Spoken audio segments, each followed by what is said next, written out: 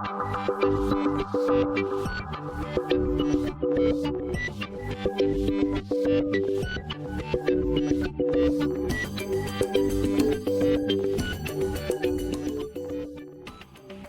what's up, guys, and welcome back to the Red Mist podcast with me, Seshadri, and welcome to what I can call a mid-season review episode, if I can say that. It's a little bit of a different episode. Obviously, we've got the game against Manchester United, but obviously, it doesn't require much of a preview. To be completely honest with you, like Man United, everybody knows them, and if you're a Liverpool fan, it's the biggest game of the season. That's the first game that you look for when the fixture list comes out. When do we play them at Anfield? When do we play them at Old Trafford? So that's the biggest fixture for us as Liverpool fans. So we don't really need to expand too much on them. A lot's been said, a lot's been written about Manchester United and how they've been playing this season. Bruno Fernandes, obviously, we'll get to them a little bit. Like maybe I'll maybe do a little bit of a preview towards the end of this episode. But this episode's mostly going to be about Liverpool and how we've performed over the course of the first half of the season. Obviously, we're approaching the mid-season point, so it'll be interesting to see. It'll be interesting to sort of go through what's happened and some of the stuff that maybe form talking points of the first half of the season. So interesting times for Liverpool. Obviously, we go into the game against Manchester United second in the league, behind obviously Manchester United. 3 points behind, so it's a massive game. If they win at Anfield, obviously it's not just 3 points, but it's also a big morale boost for them. I think that's when, and Jamie Carragher said it as well, that's when they will really believe that they can win the title. Because so far against the rest of your quote-unquote big six, Ole Gunnar Solskjaer has not really done very well. But if he does well against Liverpool at Anfield, even if he gets a draw, I think that's going to instill a belief in the United squad that they could potentially challenge for the title. Obviously, Manchester City are still there in the picture. They're there or thereabouts. So they're going to be there or thereabouts come the end of the season. So that's another team that we need to worry about. But, let's start by having a look at this season. Let's start right from the very beginning. Pre-season, going into the season. One of the things that I did want to talk about was our tactics. And by tactics specifically, I mean our high line in defense. I thought we started the season out playing an extremely high line, which I didn't think was necessary. I didn't think that it was going to be good for us. And clearly, I remember a preseason game against Salzburg in which, we were exploited for that. Blackpool, I think, exploited us for that as well. In the end, obviously, I think the game that kind of put paid to it was Aston Villa against Liverpool, 7-2. I think that was the game which sort of put an end to the extreme high line. I think we were trying to copy Bayern Munich, who obviously had just won the Champions League, because Bayern played this extremely high line where, you have defenders pretty much even beyond the half line. Your centre halves are pretty much beyond the half line even at times. So I don't think that's a very sound strategy. And I think even when we had Virgil and Joe Gomez, even though they had pace, that is a tactic that can easily be exploited, especially if a striker knows how to play the offside trap. And if it's an intelligent midfielder, like, the Aston Villa game, obviously you're talking Jack Grealish and Ross Barkley, but if it's an intelligent midfielder who can exploit that high line, you're always going to be in trouble. And that was the case. The Aston Villa game put paid to it. Obviously, I feel like games before that, when for example, Chelsea or even Arsenal, I thought we did well, but I thought it was more them not threatening. And I knew the moment a team was good or we were playing badly, I really thought we would be in trouble. And Aston Villa was that team. Ollie Watkins had his first ever, I think he scored his first ever Premier League goal and his first ever Premier League hat-trick in that game as well. So yeah, not a great start to the season in that sense. But we switched back. Went back to sort of what was our quote-unquote normal. Our normal line is still high, but it's not awfully high. Let's put it that way. So yeah, we went back to that and things started to look up. In terms of, further up the field, I think the first half of the season exposed our limitations tactically, and I think you've seen it over the last few games more often than not. And Ole Gunnar Solskjaer is going to be looking at this thinking, this Liverpool team's beatable. But I think what's happened is that we don't have, um, we don't seem to have any alternate approaches. We don't seem to have a plan B, and that's really hurting us. I think the plan has so far always been give the ball to Trent, give the ball to Robbo, get the crosses in, get the goals in, and counter attacks, obviously. But teams are starting to get wary of it. Teams are starting to realize that this is how Liverpool play, and they're starting to set up for it. The West Brom was a prime example in the first half. They set up just to keep the score down. They didn't set up to score any of their own. And in the second half, they did well. They actually came out. They gave us a game, and they scored a goal, and they secured a 1-1 draw. And it was the same story at Newcastle. Carl Darlow obviously had a brilliant game as well. Let's not take any credit away from him. And Southampton in the first half gave us a game, and then second half they just sat back. And I think part of it is player form as well. I think Trent and Robbo have maybe Robertson's not dropped off as much, but Trent is definitely there's a noticeable drop from what he was last year.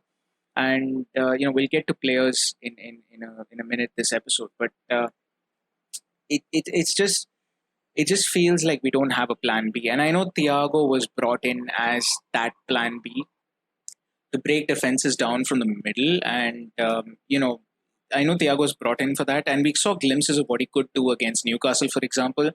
But we need a lot more than that. We need a lot more than just Thiago Alcantara. And the fact is, the fact that Thiago's missed pretty much half the season is also a big factor in this. But there's a lot of other things as well, and I'll get into them as this episode goes on. And this is more of a freewheeling episode, so there's a lot of interrelated points. And there's a lot of throwbacks and references to something that I'm going to say or something that I've said before. And so what I was saying is, we don't seem to have a plan B, and that's affecting us a lot. It's also a question of personnel. I mentioned Thiago being out for half the season, and that's obviously played a big part. Naby Keita was supposed to be a creative answer. He's not been up to the mark. And, I mentioned, and we'll get to, the rest of the team as well. But Naby Keita, Xherdan Shaqiri has just come back from an injury, and we can see what he can do. We know what he can do. He's a creative player as well. We know what he can do. And then, of course, you have Minamino, who has quite frankly not hit the standards that we expect at Liverpool Football Club, or at least we've come to expect over the last couple of years. Now, part of that, I'm not going to place the blame entirely on Minamino. I think he has to shoulder about 80% of the blame, because I don't think he has improved as much as he possibly could have. But 20% of it is down to some other factors that maybe aren't within his control. Because you look at Minamino, in one game, when he was at Salzburg, he used to play as a number 10 behind Erling Haaland. But that's when we bought him. And he used to play in a 4-2-3-1. CAM, he used to play central attacking midfield, and that's what it was. And then in Liverpool, he was brought in as Firmino's replacement. And most of his early days, his early career, he used to replace Bobby Firmino. Clearly unsuited to the role, to be completely honest with you. But he did his best. And then there were games where he would play in the middle. In a 4-3-3, he would play in central midfield. And he seemed to do okay. He'd actually seemed to do better in those games. And there were a couple of games, I think, and I remember this most notably. I think we shifted to a 4-2-3-1 in the Community Shield against Arsenal. And, he was the central attacking midfielder in that. And that is a position that he naturally plays. And he played really well in that Arsenal game. And there's a couple of other games as well where he played really well playing as a number 10 whenever we've shifted to a 4-2-3-1, which hasn't been a lot of times, but it has happened. And to be completely honest, I feel like that's his best position. I don't think playing him at central midfield, playing him at centre forward is going to help. I don't think that helps his game. I think even, okay, if you're going to adapt another guy to another position, I think the fact that, he's not been told, okay, this is exactly where you're going to be playing in Liverpool's system, just get to this position, master this position, because this is the guy you're replacing. And, he's just not, I don't think he's been told that, because if he's probably sat there thinking, I'm going to be replacing Firmino, and that's the guy I should model my game upon. And one day he comes on at central midfield, the other day he's even played wing, if I'm not mistaken. He's even played on one of the wings. So it is what it is. And I was happy for him when he got the goal against Crystal Palace, his first Premier League goal. But I do feel like he himself as a player needs to make a lot of improvements. I feel like he is, he's not physical enough, and he's obviously improved physically, but he's just getting out muscled off the ball. Like Philip Coutinho, when he was at Liverpool, he wasn't the most physical guy, and he was he was all right. Like, but you couldn't get him off the ball. Obviously, there's a lot of other answers as to why Coutinho was that good on the ball, especially his on-ball skills and stuff like that. But I do feel like Minamino is not putting in, or he's not developed just yet, and I don't know how much longer we can wait for giving him a shot. Now, the other people I mentioned, Naby Keita and Thiago. Thiago is an unfortunate tackle from Richarlison. It just caught him, and his recovery has been longer than expected. So fair play, but can't do much about that. Just gotta accept the situation as it is, and hope for the best. But I think for me, Naby Keita has been one of the biggest disappointments in Liverpool history as a signing, and I'm not even understating. Like, this guy has featured what in he features in what, like 10 games a season at best, and like if he's lucky, he features in 10 games a season, and it's just disappointing. I think this is the guy whom in Liverpool's transfer history is the third highest paid player. We paid the third highest amount for Naby Keita to Leipzig, and they've like it just makes no sense, and it's just not right that someone is basically glassware. I mean, this guy is basically a piece of glassware. So I don't know where, I don't know where things are going wrong. Whether he's already had this injury history and we've just chosen to go over it, or it's something to do with Liverpool's training. There's a lot of questions that need to be answered, because clearly something's going wrong with Naby Keita, and we just don't know what. Because when he comes on and he plays, he's a really good player, but when is he going to come on? I don't know. Your guess is as good as mine. And that's a disappointing thing to say about Naby Keita, because he's a very talented player. Now, Xherdan Shaqiri, again, there's been injuries, that's there, but also Jurgen Klopp not using him. I don't get it, because when you're short of creative midfielders, when Thiago's gone, even when Thiago's gone, and even when Keita's gone, if you're refusing to use Shaqiri, there's got to be some other reason behind it. Now, I don't know what that is. I don't know if that will ever come out in public, but there's clearly a reason why Jurgen Klopp's not using him. And I I don't know if Shaqiri is happy with it either, because I do feel like he feels like he can influence the game. And there's no question he can. Like, he's demonstrated the ability to, play the killer pass. I think it was against West Ham, which got us that goal for Diogo Jota. So, you just, I mean, it's just, it is what it is. I just don't understand. Like, there's a lot of things at Liverpool under Jurgen Klopp that I don't understand. Obviously, I'm not privy to what goes on behind closed doors at Melwood, or was it Melwood? No, at Kirkby or wherever it is. But it's some of these things are baffling. Some of these decisions are baffling. And sometimes the decision not to bring on Shaqiri, even if he's on the bench, and we need a creative spark. Like, everyone can see we need a creative spark. Like, it just seems ridiculous at times. And I just feel like, Shaqiri, there's definitely something wrong. Now, I mentioned earlier that we don't have a plan B. That our plan is always, give the ball to Trent, give the ball to Robbo, and cross, and say hope for the best. But that's worked so far for us, because teams haven't. Because one reason teams hadn't really figured it out. The other reason is that Trent and Robbo were on the form of their lives. Now, this season, there's been a drop off. Robbo hasn't dropped off that much, and he's sort of maintained the same level. But Trent has definitely dropped off, and there is a massive, massive sense of disappointment every time he tries to put in a cross, because a lot of the time it doesn't beat the first guy. And this is very unlike Trent. I don't know if it's the fatigue of having a title challenge the last 2 years, Champions League campaigns as well. So I don't know if it's fatigue. I don't know if it's just a lot of burden on young shoulders. I just don't get it. But Trent this season has been awful, and he really needs to pick his game up in the second half of the season if he is to have any shot at trying to help Liverpool win the title, because we are a one-dimensional team in some senses of the word. But we need with that when that dimension works really well, you don't need another dimension. So, but when it's not working really well, like it is this season, that's when you kind of feel okay, we do need another one. But getting back to Trent, I mean, I really do feel like he needs to improve. Defensively, I think he's done okay. I think there's not been too many errors from his side, but offensively, it's just not been the same Trent Alexander-Arnold that we've seen the last couple of years. And there's a lot of interrelated factors, and maybe some of that is down to a little less freedom that he has down on the right hand side because of injuries in our defense. And I'll get to that a little bit. Like I said, this episode, there's a lot of interrelated things, and it's complicated, but just stick with me, okay? It's a web of interrelated things, and everything's just connected with each other.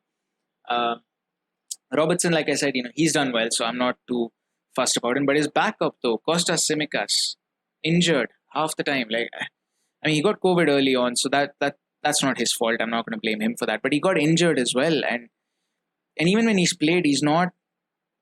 Maybe it's just the adaptation to the Premier League, adaptation to the way football's played in this country, and I think maybe that's taking him some time, because obviously from stepping up from Greece to the Premier League is a big step up. So maybe it's that. So I'm going to give him a little bit of leeway, but I hope he's back for the second half of the season, because we need him. Because Robbo cannot keep going on like this. Like, we need him. We need Robertson to get a few days rest at times. And Tsimikas, whenever he's played, he's shown glimpses of what he can do. I just think he needs to be a little more polished with what he does. But I do think he has the ability to play. I think he'll adapt better than Minamino has, for example. So I do think it'll work out. I just think, he needs to be a little more consistent, a little more, he needs to be a little more polished as far as his play goes. And he needs to adapt, basically. That's all I'm trying to say. He needs to adapt. Now, let's get to the front line. Bobby Firmino, Mo Salah, Sadio Mane, and of course their backups. You've got a whole bunch of players there. I just, the last few games they've been off. Firmino's been off for a good season and a half now. So, Firmino, now you can't just put it down to bad form. I think it's just, I don't know where it's going wrong for Bobby Firmino, because, even the stuff he used to do well before, like, the link up play and setting up Mo and Sadio, even that's kind of disappeared from his game a little bit. I don't know if it's because defenders are figuring him out a little bit better now, figuring out what he does, what his role is. I don't know if that's the reason why that's happening, or if it's because, he's just this is where his level is at right now. I can't really tell, but Bobby Firmino is probably the worst out of the three. But Sadio Mane, Sadio Mane and Mo Salah, there have been many times where their selfishness has hurt us. I do feel like there was times when a pass would have been better than a shot, but instead they go for the shot, and most of the times it does work. They come up with worldies, they come up with good goals. But sometimes I do feel like, especially this season, I do feel like there's a little bit of lack of chemistry between Salah and Mane. And there's a little bit of tension there, I feel.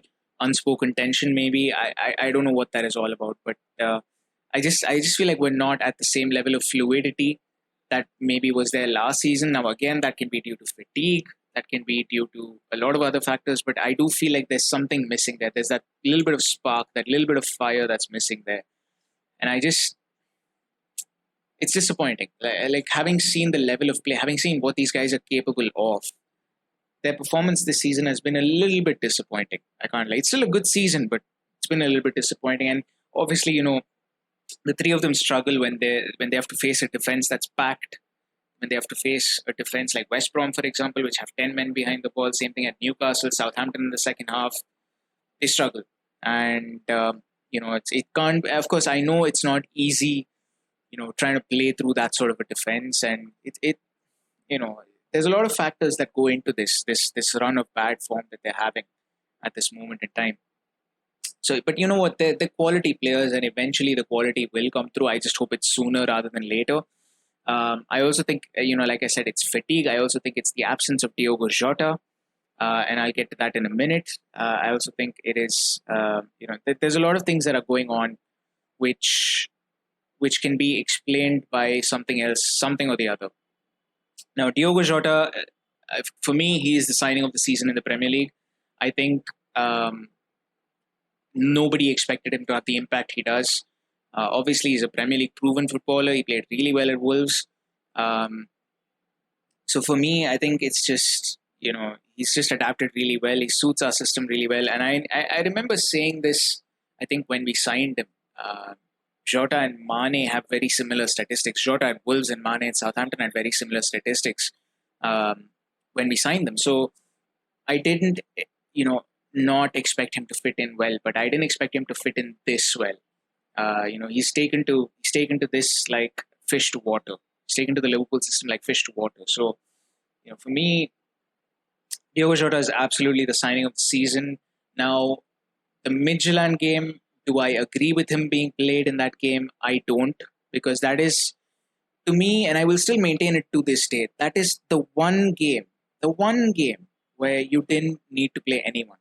You literally could have just rested the entire first 11 and the bench. You could have literally played a lineup of under 23s in that game and gotten away with, because there was nothing at stake. It wasn't even 6 wins out of 6. It was, you win that, you were going to be 5 wins out of 6. You were not, you had already sealed first place. The question really from that group at that point was Atalanta going to be second or was Ajax going to be second? So there was no question about Liverpool's position. So why play anyone at all, especially when you know that it's been a season where rest is in short supply. You're heading into a festive period of fixtures where games are going to be coming in every 2 or 3 days. It just makes no sense. It just doesn't make any sense. Like I'll be very honest. It doesn't make any sense to me what Klopp did in that game, and I've ranted about it many times before, and I will rant about it now as well. Maybe not as much, but just a little bit. I do think Diogo Jota need not have played that game, because he plays that game, he gets injured, and he's out till February. So it was a needless thing, because Jota was getting a run of games. He was getting a run of games even before the game against Midtjylland. He was starting to play a few games. He was starting a few games instead of one of the front three, and it's not like he was subjected. It's not like he was Costa Simicas. Now Simicas, if he had started that game, I think.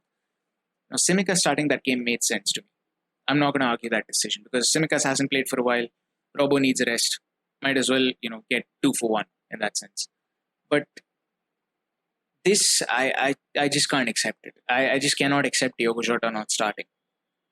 And, that Midtjylland game had a lot of problems with it. I had a lot of problems with it because, Salah playing 100 minutes, Jota getting injured, Mane, I think, played a few minutes, Firmino played a few minutes, Henderson played a few minutes. It just screamed bad management. It just screamed bad management to me. And I know Klopp is all about respecting opponents and things like that. I mean, it's no disrespect to Midtjylland.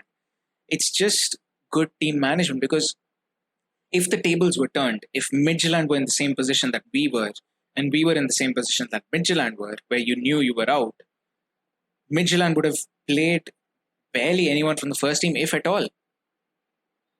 And that's just the way it is. That's just football. It's not disrespecting the opponent. It's just, you have a long season. You need players for a long season. You're competing on multiple fronts. You want to stay competitive in the Champions League. You want to stay competitive in the Premier League. You want to stay competitive in the FA Cups. I know Klopp doesn't care much about the FA Cups and the League Cup, but you kind of still want to be competitive. So for me, that's a very disappointing game. That's a very disappointing piece of management from Klopp.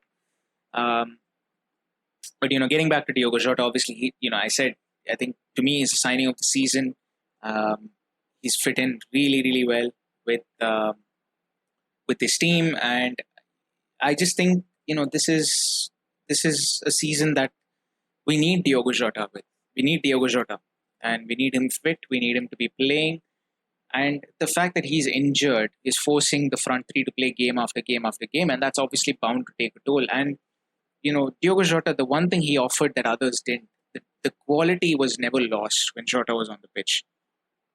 The drop off in quality that you see from Salah, Mane, Firmino to say Divock Origi or Minamino or Alex Oxlade-Chamberlain is massive. It's massive, and there's no replacing the front three. But here you have a player who is almost there, if not there already. Like, there's no replacing the front three as a whole, but at least at any given point in time, you can switch one of them out, give them a good day's rest, and play Diogo Jota in. So it just baffles me. Some of the decisions just baffle me.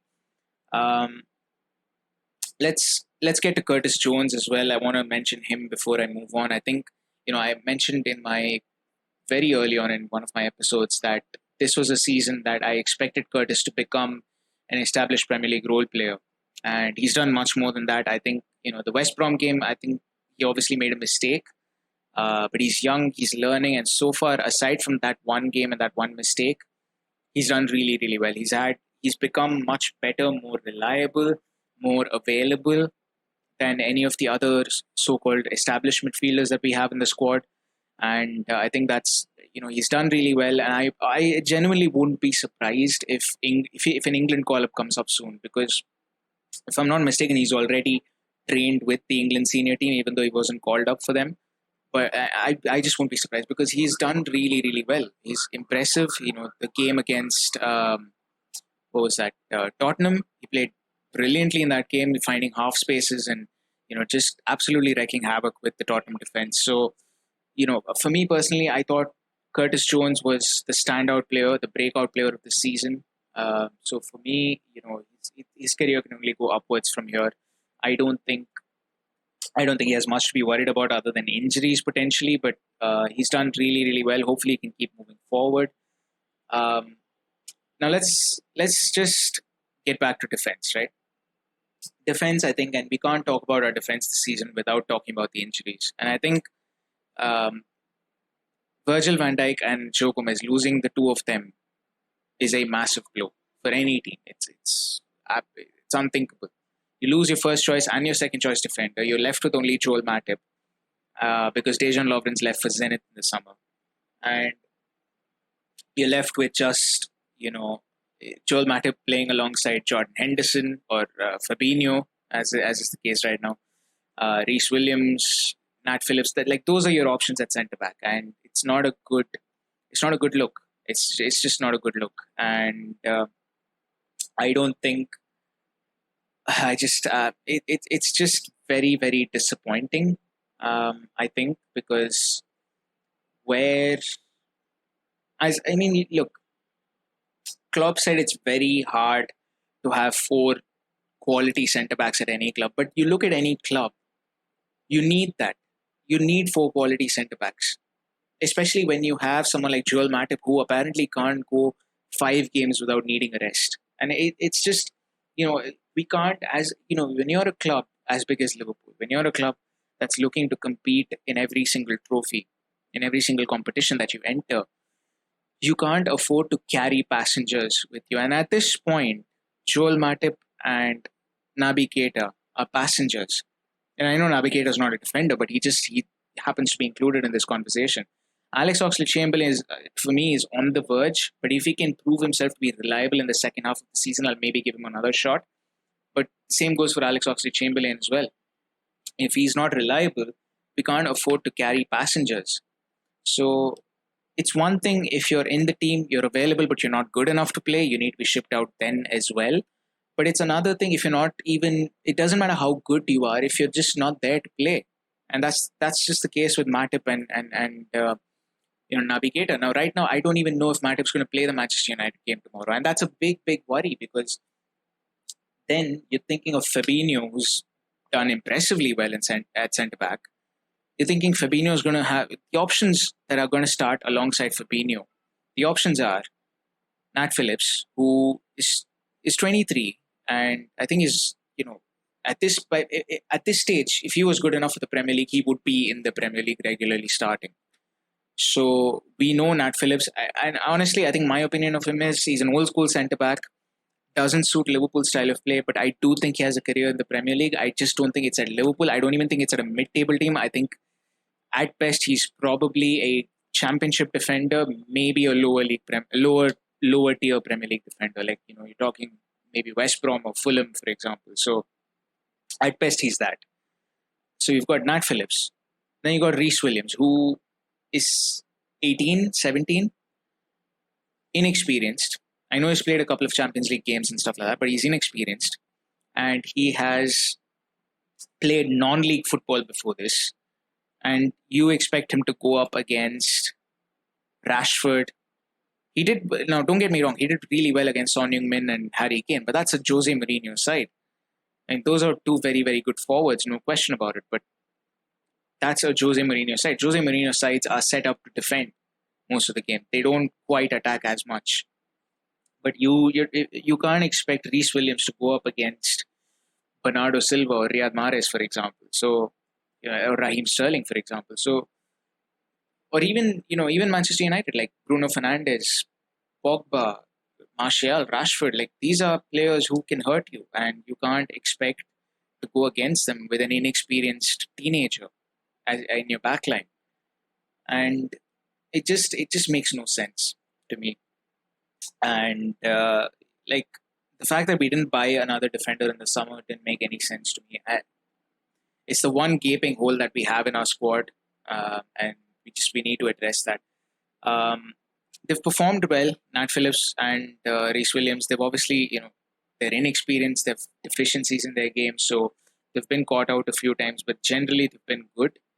But you're not.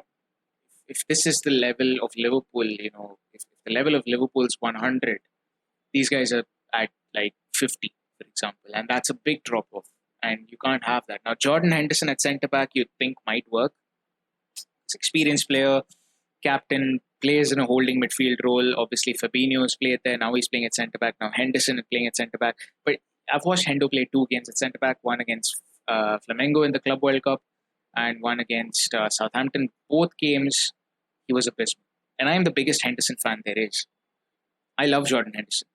Like, I genuinely expect him to score a hat-trick in the Euro 2020 finals for England. Like, that's how much of a fan I am. Like, I just love Jordan Henderson. But he's not suited to play centre-back. Let's not get that twisted. He's not suited to play centre-back because he does everything a holding midfielder does, but he does it at centre-back, which is problematic. He goes for balls where he shouldn't go. He goes for aerial balls which a centre back would just leave. He goes for tackles. He commits where he shouldn't commit, and he moves ahead of the line. Spoils. He allows for runs to be made behind the line. It's just a little. I mean, throughout the Southampton game, obviously he was at fault for that. Trent was at fault for that first goal. But you look at the game after that first goal, and after the only goal, as it proved to be. After Danny Ings scored, you look at that game and you look at Henderson's game in particular. If there's a compilation of that somewhere on YouTube, if you look at Henderson's game in particular, just the amount of times that Southampton could have exposed him. And had it been a better team, had it been a Manchester City or a Bayern Munich, for example, they would have exposed Henderson there. Had it been a better team, I feel like we would have been punished for playing Henderson at centre back much worse than we were in that game.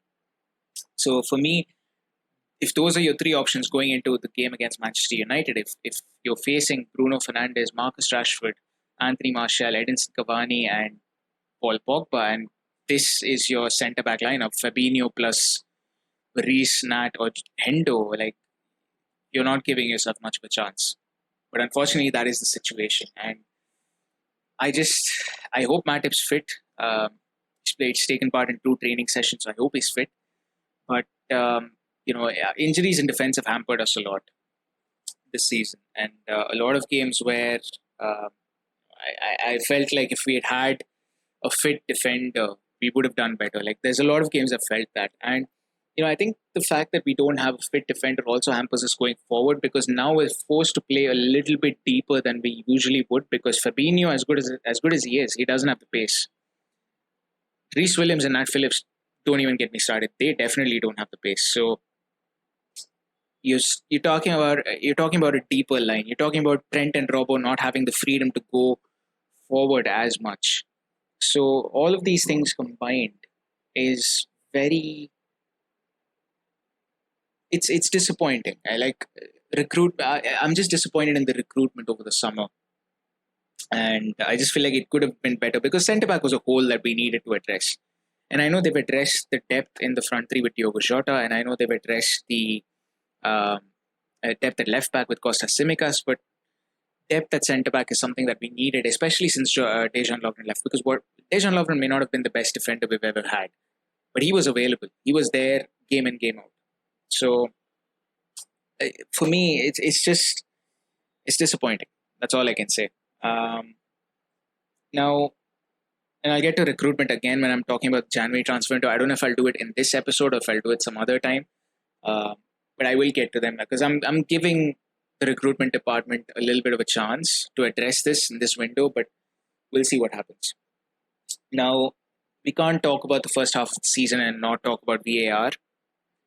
Just the amount of bias that exists. And I'm just going to say this openly, bias, because apparently Mark Clattenburg recently, not apparently, apparently it does exist. Mark Clattenburg in an interview said, United referees used to favor United. Basically, I'm paraphrasing here. He didn't say these exact words, but he basically said referees used to favor United. And he said maybe that's eased off a little bit. I'm sorry, first of all, that shouldn't exist. You shouldn't be favoring any team. And it shouldn't ease off, if at all. It should just disappear. Like, it shouldn't ease off. This is not Jurgen Klopp playing mind games. This is, obviously it's a fact. United have got more penalties since Ole's joined the club than I think Liverpool have since Klopp's joined the club. So it just makes no sense to me that, and it's not even so much the fact that United are given penalties. It's just the stuff that they're given for. I mean, just the other day, and just how much they escape punishment. I mean, what is the point of VAR if you're not going to be fair to every team?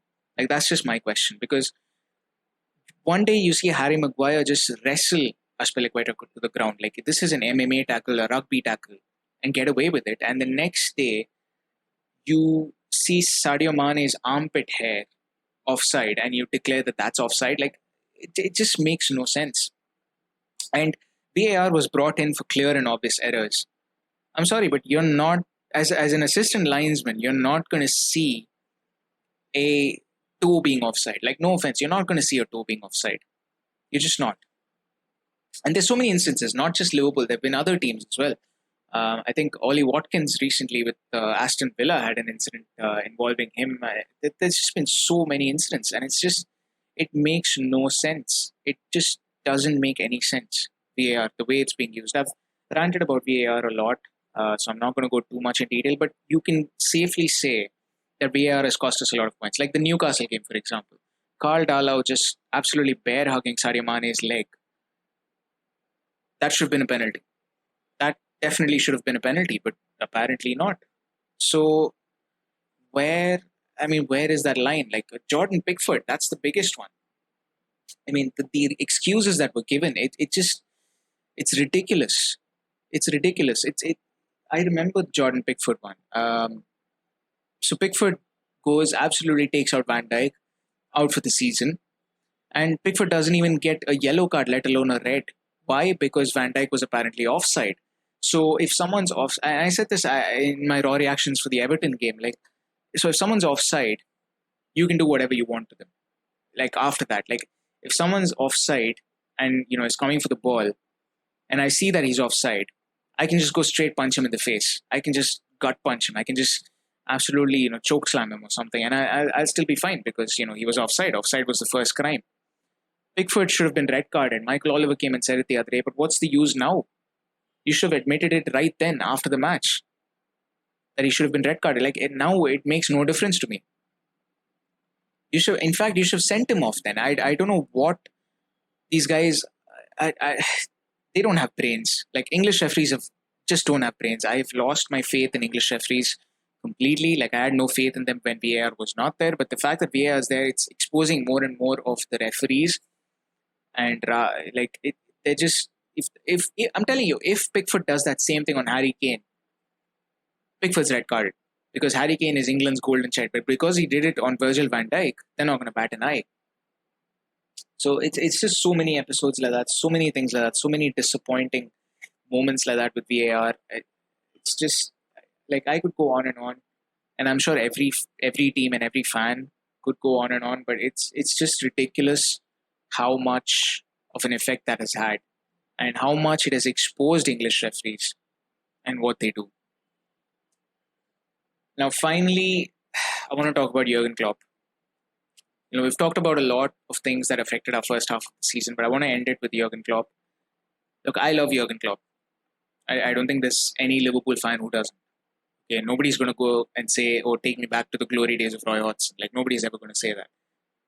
But you do need to question.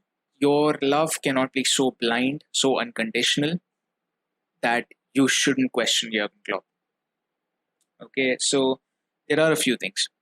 I mentioned the Midtjylland game. So team selections. For me, some of his team selections have been very, very questionable. You can't, especially the Midtjylland game. I'm just gonna, and I said it. After the game, I called him a hypocrite because that was true all season long. You're moaning about the fact that your players don't get rest, and the one game where you get rest, literally everyone without consequence, you decide to play a first team. So why do you moan? Like you can't go blaming PT Sport and Sky for your stupid decisions. And I love Jurgen Klopp, like I said, but there's just some things that I just don't understand. I just don't understand. Like blaming, he's done it before as well, and some of the stuff he said are quite ridiculous. Even as a Liverpool fan, I'll admit. Like I think one time he blamed the wind. I think one time he blamed uncut grass. So look, I'm not gonna entertain all of that because I think those are ridiculous excuses. I think those are stupid. So yeah, I'm not gonna entertain any of that. For me, I think another big issue with Jurgen Klopp is the substitutions. I think sometimes they happen too late, way too late for them to influence any game. Like, look, I'm not professing to be an expert in management, but if by 60 minutes or 65 minutes, you can see that things are not, like you can see as a fan, it doesn't take much to see that sometimes things are not going according to plan. So you need to change things up. You need to bring on certain players. You need to bring on certain players who can change the game, who can give your side a dynamic that they're missing. Because most of the time, where we seem to lack, sometimes like there are games where I've just looked at this team and gone, they're so static. There is no one creating down the middle. It's just literally Henderson pinging balls to the left to Robertson, to the right to Trent, and then hoping for the best. And sometimes you just need a Shaqiri, you need a Thiago, you need someone to change the game a little bit, give them that added bit of dynamism from midfield. And the changes that he makes, sometimes it's just ridiculous in terms of timing because there's no point bringing Shaqiri on at 88 minutes and hoping for some sort of an equalizer. Like, it just makes no sense. Like, when you could have brought him on 20 minutes before, it makes no sense for him to do that. So that's one thing. And in terms of tactics, I think pretty much our system's established. I think the one thing I will say is we don't have a plan B. Our hope right now is it's always, give the ball to Trent, give the ball to Robertson and hope for the best. Hopefully now with Thiago coming in, with Shaqiri playing a little bit more, I think hopefully that'll change. But we'll hopefully that'll change, and hopefully we can get a few more results against teams which tend to sit back against us. But a lot of factors have to play into that. A lot of factors have to go our way for that to happen. Front three need to get firing again. Jota needs to come back as well, so we can give them a little bit of a rest. Minamino needs to pick up form. A lot of things need to happen. But yeah, that's kind of been my thoughts on the season so far. Obviously, we're going into a big game against Manchester United, and nothing's bigger in the English football calendar than Liverpool versus Manchester United. Tomorrow's a game at Anfield. It's been a while since I've been nervous for a game against United at Anfield because I think there's a lot more riding on this game than maybe previous years, because United are coming in as league leaders, and if they win, they go 6 points clear of Liverpool. Now, it's still midway through the season. It's not, it's not the end of the world if they go 6 points clear, but it would be dangerous. Like, it would hand them a morale boost. I think more as a psychological standpoint. I think from a psychological standpoint, I think it's a big victory if they do get it. But hopefully not, and hopefully we can come out with 3 points. We can level the terms again, and then we can go on from there and we can kick on. And maybe with the return of Jota, with the return of Simicas, maybe we can see a little bit more rotation. We can compete on multiple fronts as well. The FA Cup, I would love to compete in that, because the Premier League this season seems really hard to win. The Champions League this season seems, the Champions League is basically anyone's game. So, yeah, hopefully we can compete and we can try and win at the FA Cup as well, and we don't just disregard that as a trophy. But yeah, that's those are pretty much my thoughts on the season so far. Hopefully, we have a good game against United. Hopefully, we can deny them any sort of point. I don't even want them getting a draw out of Anfield, because even that's a big thing for them. But yeah, that's been my mid-season review. Let me know what you guys think. Maybe you agree with me, maybe you disagree with me, maybe you think I am a very bad Liverpool fan for slagging off on some of our players, on some of our on our manager as well. So hopefully that's not the case. You guys know I love Liverpool, but yeah, have a good day, have a great day, have a great game as well. And whether you're a Liverpool fan or not, please do follow the podcast. Thank you for all your support. I will see you guys next time. Goodbye.